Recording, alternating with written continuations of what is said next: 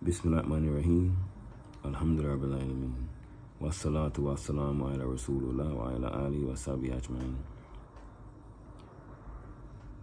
As I was saying, when you hear the word terrorist or terrorism,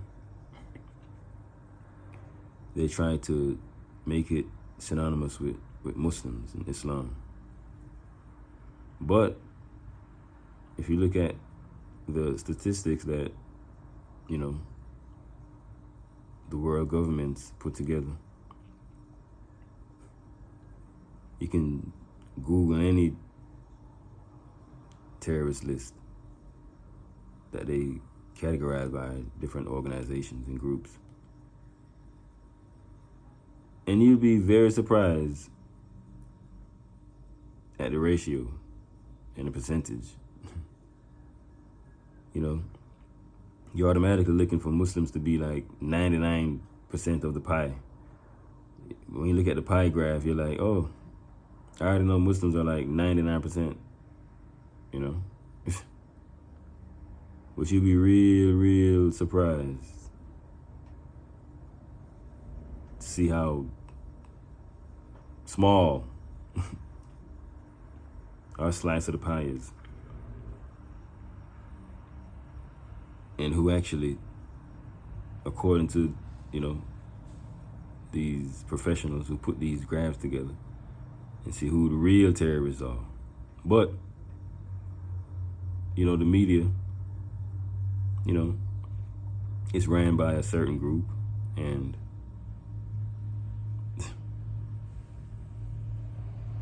that group's interest is not to highlight the good that the Muslims do. It's to highlight the bad. It's to highlight that Muslims do no good. They do not speak on statistics and facts. They speak on a narrative that, they know Islam is the truth. And if you follow and adhere to Islamic principles, a lot of the products that they push to make money, the sales would go down. It wouldn't be no mass consumption of alcohol, gambling and so on and so forth. And I'm not saying that Muslims, don't do these things, of course. God knows best. But we do not push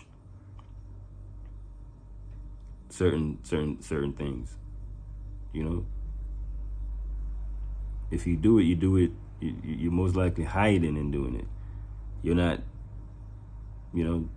out in public just drinking and, you're doing this behind closed doors. So if the Islamic view of no alcohol, no gambling, no fornicating is pushed on the mainstream level,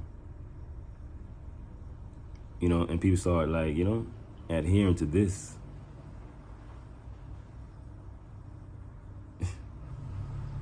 you think the sale of alcohol and pornography and all that, you think all this is going to be like, you think the stocks are going to rise or stay the same? No, it's going to dwindle. So you have to stifle the Islamic way of life. And how you stifle this? You stifle it by, these guys are terrorists. These guys are going to blow up your children. So don't listen to them. They're going to just preach about hate and killing.